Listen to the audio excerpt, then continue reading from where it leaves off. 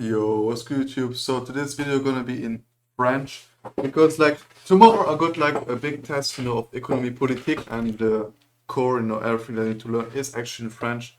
So it's not for me that good, to actually translate everything in English and then explain it to you guys because tomorrow I need to write it in French. So I will then start to speak in French right now, and let's also jump into Duel.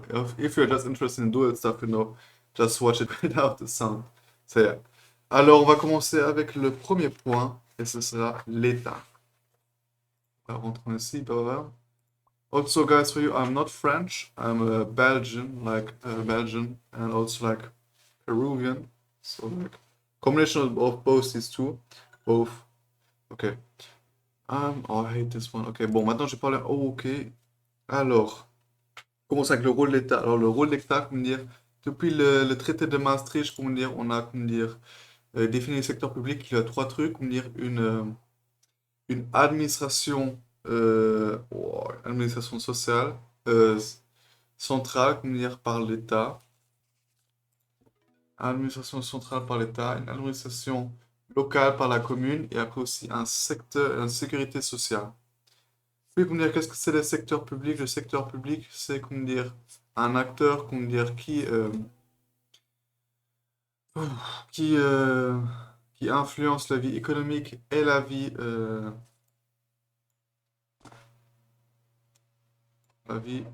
économique et la vie sociale. Puis on a quatre controverses ou cinq controverses qu'on vient d'aujourd'hui de l'État. Et c'est probablement l'augmentation du coût des prestations sociales. Puis on a aussi problématique comment dire, de financement ou difficulté de financement. Puis perte d'efficacité des systèmes de redistribution. Et puis, attends. Should I invest? I'm not sure actually. Let's also go for some deep. Yeah, I just I can't do it in French. Ok, continuons alors. Sa controverse, on a l'augmentation du prix des prestations sociales. Puis, difficulté de financement. Puis, on a perte d'efficacité des systèmes de redistribution. Réglementation excessive. Et aussi, alors si on a trop de réglementation, alors la personne ne veut pas faire quelque chose, alors découragement, l'initiative personnelle. Ce qui fait alors que de nos jours, euh, nice. Ce qui fait alors que de nos jours,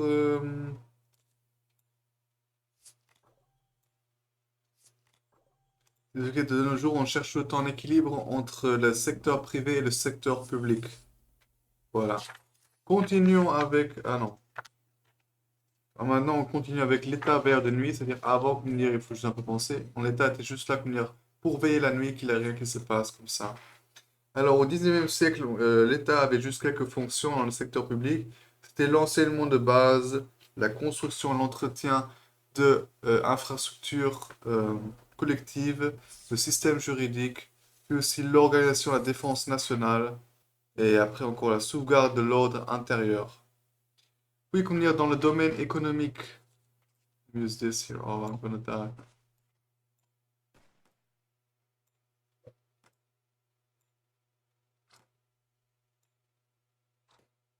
Alors, dans le domaine de l'économie, comme on avait un libéralisme économique, c'est-à-dire que l'État ne touchait pas à l'économie et elle avait comment dire, la doctrine laisser faire, laisser passer, alors c'est-à-dire qu'il ne touchait pas du tout à l'économie. Continuons alors dans le domaine social, comment dire, l'État interagissait juste comment dire, pour aider alors les personnes qui ne pouvaient pas travailler pour survivre. Et ceci sont alors les enfants abandonnés, les vieillards, les gens malades, les incurables aussi, comme les invalides. Voilà. Puis, comme on avait la première disposition sociale au Luxembourg, c'est alors pourquoi ils ont aidé tout ça. Non.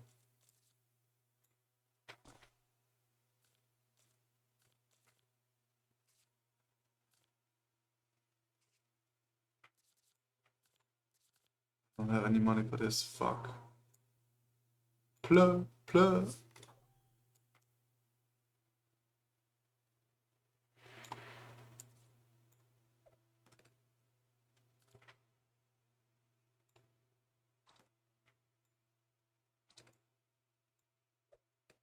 Oh my god. Oh, I have this.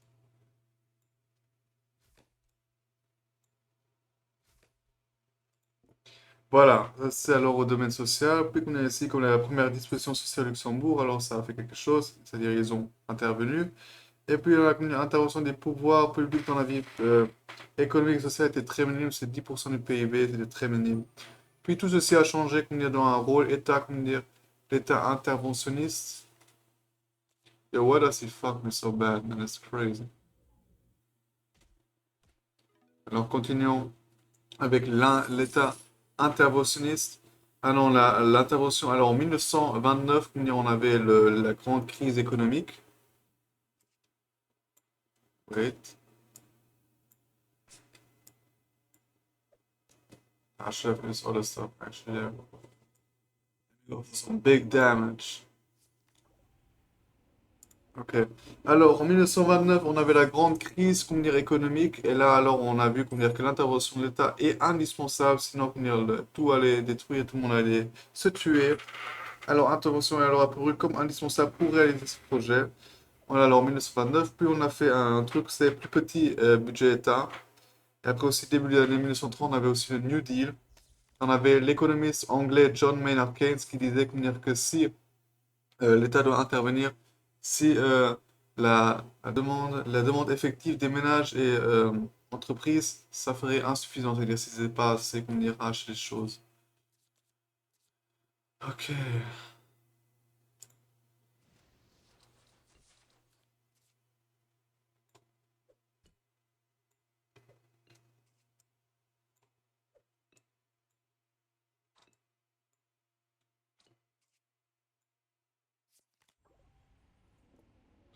Voilà. Ça, c'est ce que John Maynard Keynes a fait. C'était alors aider beaucoup de choses. Alors, comment est-ce que alors l'État peut intervenir? Alors, on peut ici adopter dans certaines branches comme le rôle d'entrepreneur, aider certaines entreprises par l'octroi d'aide publique, c'est-à-dire faire des lois. Ah, that bastard, man. Par l'aide publique, tout ça. Oui, par les aides publiques, limiter ou réprimer les abus de pouvoir économique par des meilleures règles, des meilleures législations. Voilà, et après encore, développement des régimes étendus, la sécurité sociale, l'État. Ouais, what happened there?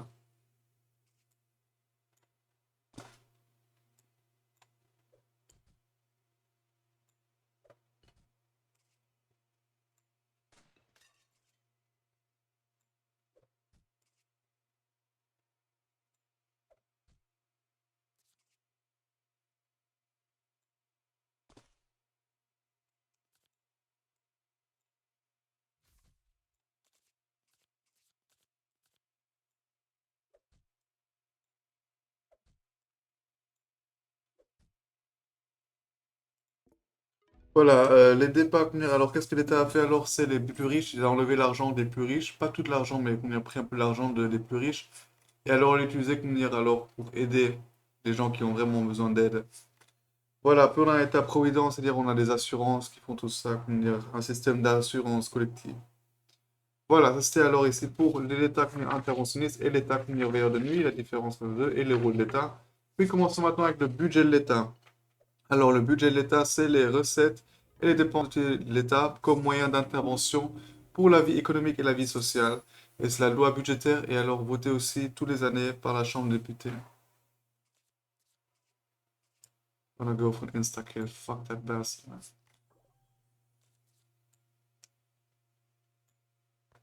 Yes!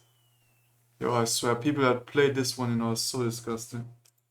Okay, let's continue here. Also, I'm going to continue with 1.2. It goes to 1.4. Then 1.5 is just exercises. Ok, commençons alors avec le budget de l'État. La recette et les dépenses utilisées, voilà, j'ai expliqué combien les recettes et dépenses utilisées comme moyen d'intervention dans la vie économique et la vie sociale, oui. Alors, la loi budgétaire est votée alors tous les années par les députés. Voilà.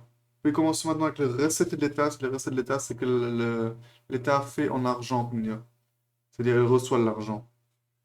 Là-dessus, il a trois types de recettes. Recettes courantes, recettes en capital et recettes financières. Voilà. Alors, commençons avec les recettes courantes. On a les impôts et les taxes. Les impôts et les taxes, c'est alors de l'argent qu'on reçoit par les transactions ou par le revenu. Et là, il y a deux types d'impôts. Il y a les impôts directs et les impôts indirects. Wait.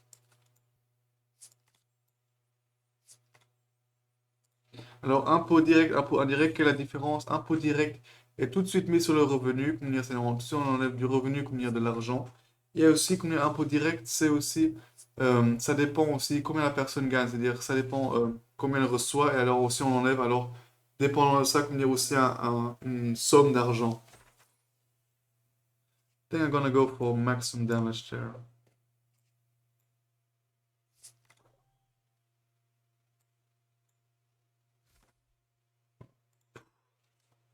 Voilà. Et comme dire, l'impôt indirect, comme dire, ceci est égal alors de la personne, comme dire, tout le monde doit payer, et c'est chez chaque transaction, comme dire, qu'on paye alors des taxes ou chez chaque achat. Alors ici, on peut voir ici, euh, l'impôt direct, indirect, choix politique. L'impôt direct tient compte de la capacité contributive du contribuable, et l'impôt indirect qui frappe le consommateur indépendamment de sa situation sociale.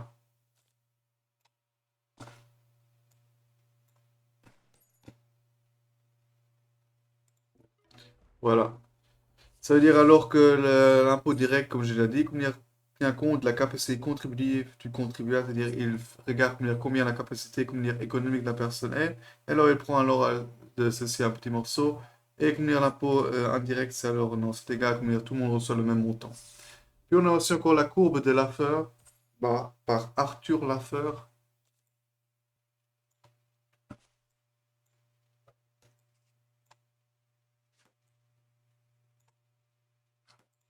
Celui-ci dit que l'État gagne aucun argent s'il n'a pas de taux d'intérêt. Et plus le taux d'imposition monte, plus l'État reçoit d'argent, jusqu'à un point I, ceci est alors le point maximal. Si on augmente les taux d'imposition un peu plus, alors là, ils vont alors faire un déclin d'argent, c'est-à-dire vont gagner moins d'argent.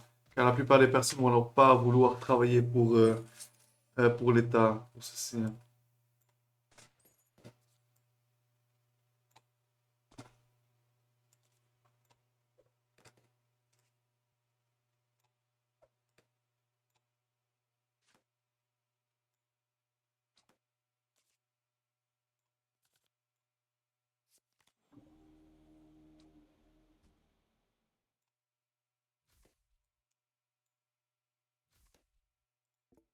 Voilà. Ici, ils disent alors, une hausse supplémentaire des taux d'imposition entraîne une baisse de l'activité économique et une diminution des recettes fiscales. Une augmentation additionnelle des taux d'imposition entraîne une diminution des recettes fiscales. Voilà. Et après, quand ça descend, les personnes vont plutôt alors faire la fraude fiscale ou travailler dans le noir. Voilà, continuons. Il y a encore les autres recettes courantes. Là, c'est alors intérêt de fonds publics déposés, c'est-à-dire l'argent qu'ils ont dans les banques, comme ils reçoivent tous les mois des intérêts, tous les années, ça dépend. Puis les redevances encaissées, les contreparties des concessions accordées. Ceci, l'argent qu'ils font grâce aux brokers dans la bourse, du Luxembourg. Voilà.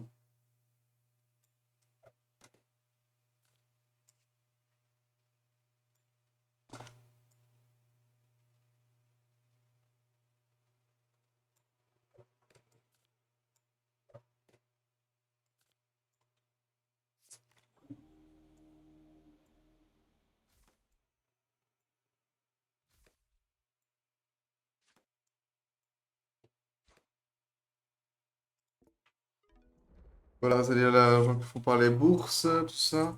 Puis aussi revenus, comme il y a des sociétés, comme il y a participation publique, c'est-à-dire où ils ont des participations dedans. Et aussi, comme il y a, ceux sont alors appelés des sociétés économiques mixtes, et après aussi les entreprises publiques. Ouais, c'est-à-dire les revenus des entreprises qu'ils ont là-dedans. Puis aussi, comme il y a la vente, comme dire, de bois. Et aussi la location d'immeubles. Ce sont tous des recettes courantes que sont tout le temps. Puis les recettes capitales sont des choses non récurrentes, c'est-à-dire c'est une fois fait, ça revient plus jamais. Par exemple, une vente d'un immeuble spécifique, ça revient plus jamais. Après, il faut vendre un autre immeuble. Ou comme dire, voilà, vente d'immeuble. Voilà, puis on a les recettes des opérations financières, c'est-à-dire l'argent qu'on reçoit. Et là, c'est qu'on y a la dette, s'ils n'ont pas assez d'argent, ils doivent avoir une dette. Et dette, en vrai, c'est une recette car ils reçoivent de l'argent. Voilà, et aussi encore les ventes de participation publique, c'est-à-dire si eux-mêmes, alors vendent, des participations qu'ils ont.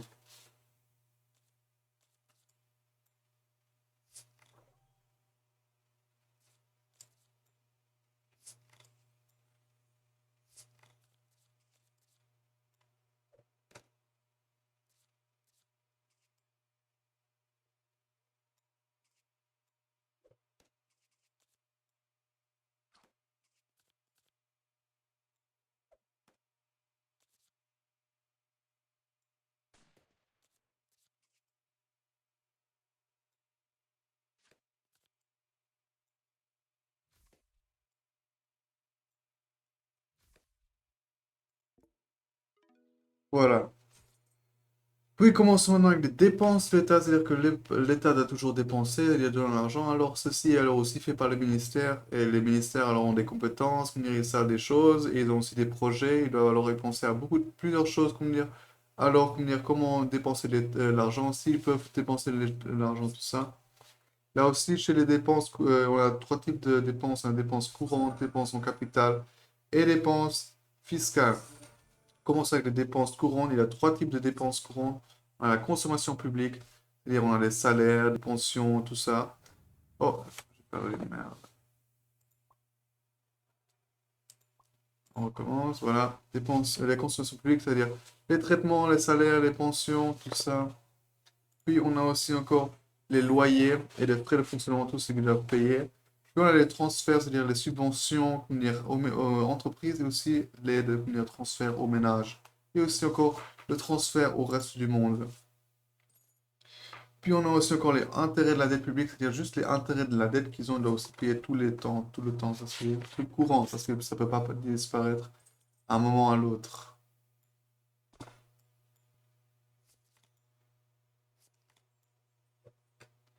Voilà. Puis continuons avec les dépenses en capital.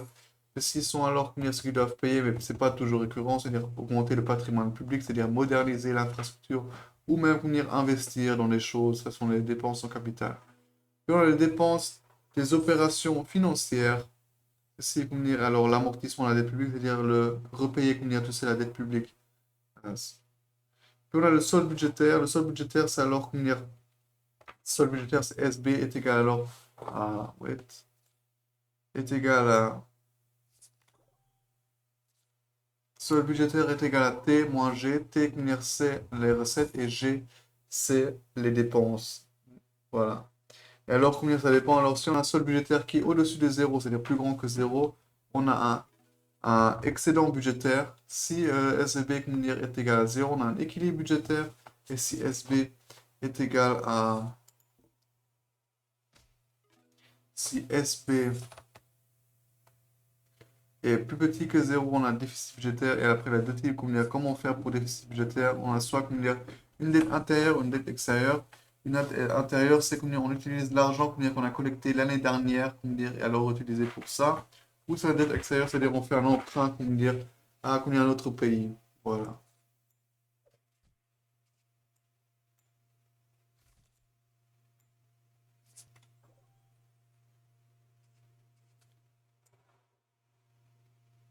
Attends, j'attends. Voilà. Puis commençons au moins le plus difficile, c'est les objectifs économiques. C'est-à-dire les objectifs économiques, c'est pas toujours économique ou social, mais ça peut avoir beaucoup plusieurs types. Ça peut être social ou économique, mais aussi oui, formation de professionnels, culture, tout ça. C'est-à-dire les objectifs, c'est pas juste économique. Voilà. Puis on a des objectifs principaux. L'objectif le plus principal pour comment dire, l'État, c'est bien sûr toujours une économie compétitive, dynamique et qui comment dire, peut esquiver le plus que possible comment dire, les déséquilibres macroéconomiques, chômage, inflation, tout ça. Voilà. Puis on a aussi ici trois objectifs principaux. Alors,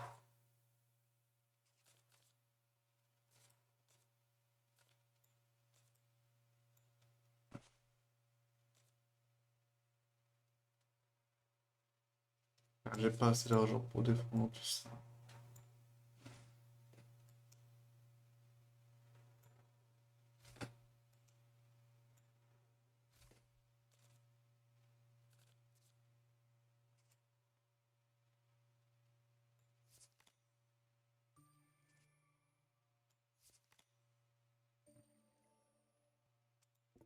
Voilà, les objectifs principaux sont alors ici la recherche du plein emploi, c'est-à-dire ce que l'État bien sûr veut, c'est que tout le monde travaille et qu'il a peu de chômage. Le taux idéal bien sûr c'est 0%, mais c'est impossible. On a environ un taux incompressible, c'est qu'il ne peut pas descendre plus bas que ça, de environ 3 à 4%, mais en la réalité c'est 4 à 25% dans l'Europe. Comment on sait comment on a combien de taux de chômage on a? On a alors les personnes qui ne travaillent pas divisées par la population active, et ceci alors comment dire fois 100. Et on sait alors combien c'est. Voilà.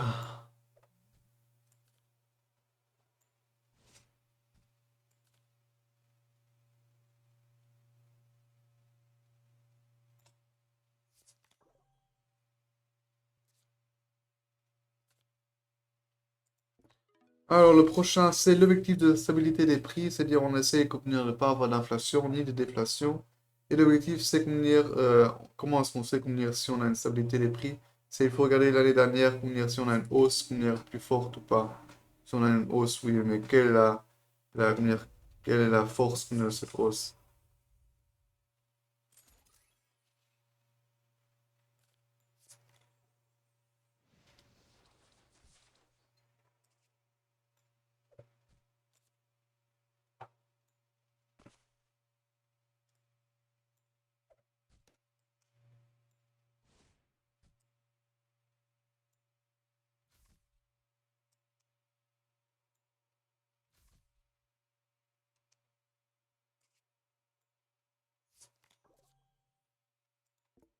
Voilà. Voilà. Et comment dire, ici aussi, depuis, comment est-ce qu'on sait, alors il faut regarder l'année dernière, que j'avais dit.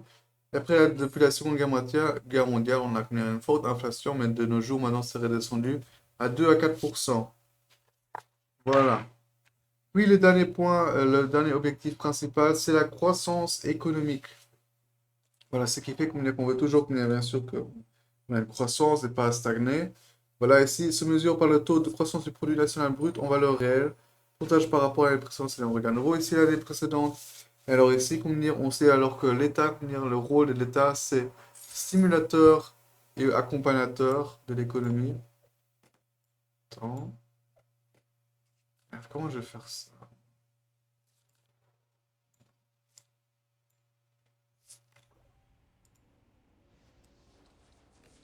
Je suis baisé, moi, merde. Je suis baisé, je peux rien faire. Je peux juste placer pour ça et c'est fait. Voilà, et voilà, l'objectif croissance économique, tout le monde on veut une croissance, voilà. Et une croissance idéale, bien sûr, c'est plus que 2%, c'est-à-dire, vous voyez, environ entre 1 et 5%. Alors, les pays émergents, la croissance des pays émergents, est à 10%. Et ici, les pays occidentaux, c'est-à-dire nous, c'est 1 à 5%. Et une croissance inférieure de 2% est pas assez, on veut un peu plus que ça. Et après une récession, la croissance, c'est moins que 0%. Voilà. Puis qu'on y a continué avec un truc encore plus difficile pour moi, ça c'est les objectifs secondaires. Et j'ai de nouveau perdu, merde. Je perds tout le temps, moi, je sais pas pourquoi. Bon, mais c'est plus un fast tech maintenant, maintenant mon truc est plus lent. Objectif secondaire, là ici on a de nouveau 4 difficiles de venir. Objectif secondaire, on a l'équilibre extérieur, c'est-à-dire on veut ici un échange économique avec les autres pays, tout ça. Et on veut, on veut pas avoir un grave déficit extérieur. Voilà. C'est-à-dire exportation, de biens, services et capitaux. Oh, je voulais la passer tout le temps. Puis on a l'équilibre des finances publiques, c'est-à-dire on veut pas une grosse dette, on veut minimiser la dette le plus possible. Et si en cas de crise d'économie, alors là, c'est pas si grave, si on tombe un peu dans le déficit budgétaire. Et mais si ça peut faire que l'économie remarche nouveau, alors c'est pas grave, c'est pas si grave. Puis on a alors certains degrés d'équité et justice sociale. Et ici, on essaie de minimiser le plus que possible les injustices sociales.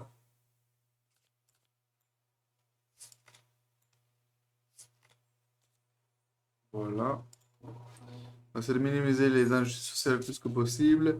Et aussi corriger l'inégalité sociale et que l'emploi permet mieux de financer le système de sécurité. Et aussi redistribution des revenus. Dernier point, c'est l'équilibre écologique. C'est-à-dire que les acteurs économiques, c'est-à-dire par exemple les ménages, nous et les entreprises, comment dire, on fait pas vraiment attention comment dire, à comment on traite l'environnement.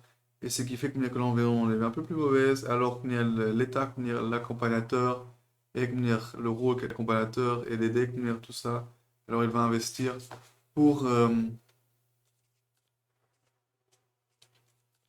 pour, euh, pour aider l'environnement. Voilà, ici on peut voir alors que les objectifs, ils vont pas toujours marcher, fonctionner, et c'est les objectifs secondaires, ils vont pas toujours fonctionner. Et aussi la plupart d'entre elles, comment dire, sont aussi un peu, comment peut-on dire ça, ils sont, ils ont des conflits. C'est-à-dire, un veut ça, l'autre veut ça, tu sais, c'est un peu des conflits. Voilà, c'est le gouvernement n'est jamais sûr comment dire, de réussir un objectif, alors les, comment dire, les ménages et les entreprises comment dire, anticipent, alors elles réagissent comment dire, dépendant comment dire, des interventions de l'État.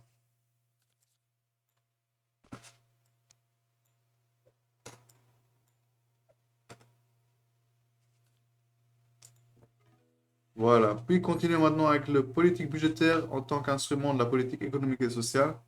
Alors, il y a quatre types ici de politique, mais commençons avec la politique conjoncturelle. La politique conjoncturelle, c'est à court terme, et comment dire, ce qui fait alors de minimiser le plus que possible comment dire, la variation comment dire, court terme, c'est-à-dire l'économie. C'est-à-dire, on essaie comment dire, ici avec une politique anticyclique, c'est-à-dire contre le cycle, comment dire, et aussi avec une politique budgétaire keynésienne, comment dire, de minimiser ici comment dire, le plus que possible la mauvaise économie. Voilà, ici on a deux types de scénarios. On a un scénario de basse conjoncture et haute conjoncture.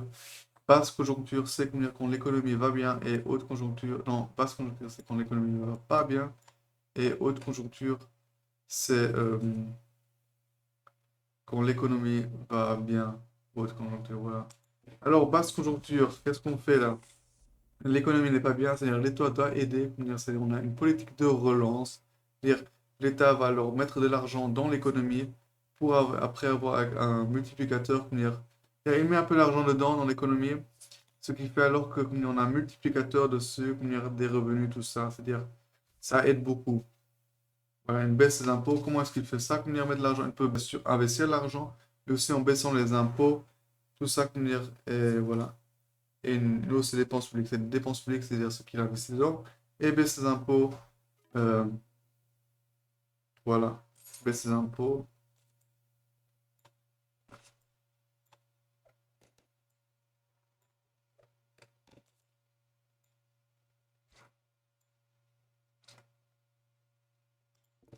Baisse ses impôts, voilà. Ce qui fait alors que l'économie va de nouveau bien. Continuons ici. Alors, on a maintenant une haute conjoncture, c'est-à-dire quand l'économie va très bien. Comment est-ce qu'il va faire ça? Alors, il va essayer de faire une politique de rigueur. Politique, oui, de rigueur, voilà, parfait. Politique de rigueur, c'est-à-dire il va enlever combien de l'argent de ci. Comment est-ce qu'il va faire ça? Bien sûr, moins de dépenses publiques et aussi plus haute, comment dire, taux d'un, non pas taux d'intérêt, et plus haut taux d'imposition. J'ai de nouveau perdu. Wesh. Oh my god. Ok, allez, continuons. Voilà. Ce qui fait alors comment dire, que quand il enlève, on a à nouveau ici un multiplicateur, ce qui fait comment dire, que les revenus vont alors descendre, tout ça. Ce qui est alors parfait. Merci, l'économie est trop. Parce que quand l'économie est trop, on a alors il y a un risque d'inflation. Et quand l'économie est trop bas, on a un risque de déflation. Puis maintenant, on a la politique structurelle. La politique structurelle, c'est une politique au long terme. C'est-à-dire là, on essaie d'investir dans soi-même. Ça veut dire que l'État, il peut descendre les prix de production, tout ça, faire que voilà, au long terme, tout va beaucoup mieux. C'est-à-dire améliorer tout au long terme.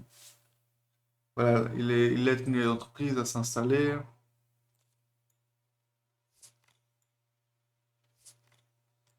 Aide les entreprises à s'installer.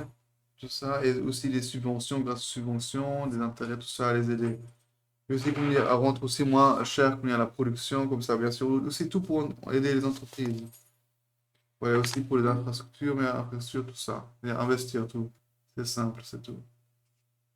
Ah, j'ai pas assez d'argent, merde.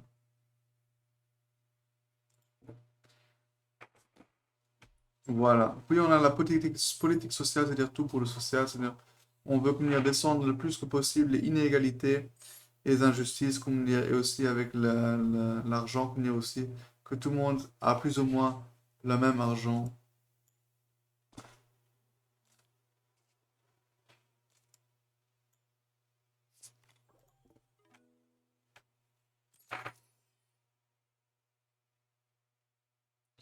Voilà, essayer de solution des richesses et oui, voilà. Après aussi, maintenant, la politique écologique, comme j'avais déjà expliqué, c'est comment dire, que les agents économiques, c'est-à-dire les entreprises et les ménages, comment dire, ils investissent beaucoup, ils font beaucoup. Oui, et le problème, c'est euh,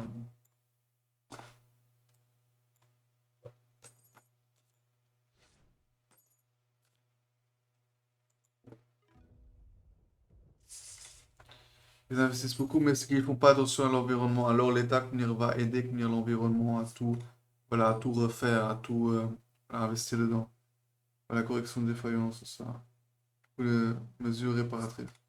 Maintenant, la politique budgétaire et objectifs européens. Alors, en 1992, on avait le truc de Maastricht, qui fait qu'on a l'euro et aussi, bien sûr, qu'on a des critères de stabilité.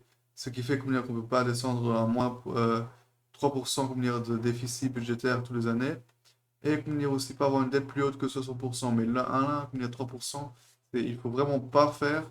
Et 60%, n'essaie pas de faire ça.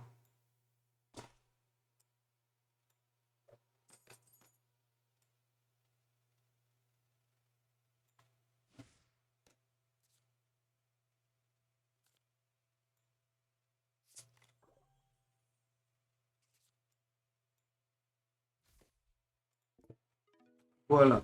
Puis, comment dire, on avait en 1996, comment dire, le pacte de stabilité à Dublin, ce qui fait comment dire que, oui, voilà, encore plus comment dire, de stabilité, surveiller la gestion saine du financement public dans la zone euro, prévenir tout déficit budgétaire excessif. D'ailleurs, voilà, on essaie vraiment encore plus de réglementation. En 2005, on a vu, oh, il faut un peu soulever ça parce que c'est un peu trop fort. Alors, on a ici réforme de stabilité, c'est-à-dire ici, on peut alors aller dans un déficit budgétaire annuel de moins de 3% si on investit dans plusieurs choses, c'est-à-dire s'il y a plusieurs choses qu'on fait.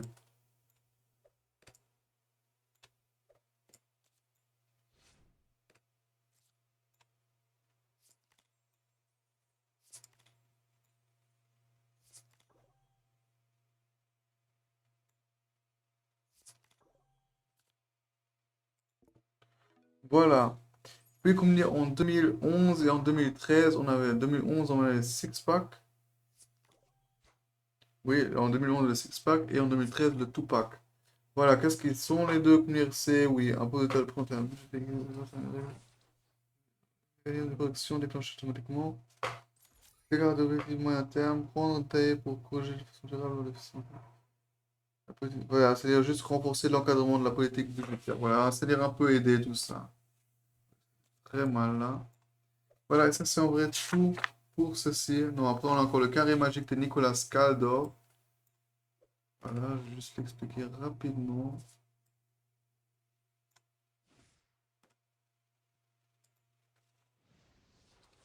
Ah, j'aurais pu jouer ça beaucoup mieux. Voilà, alors qu'est-ce que c'est les carrés magiques Nicolas Caldor? Alors c'est un schéma, comment dire, avec elle. Ok, enfin,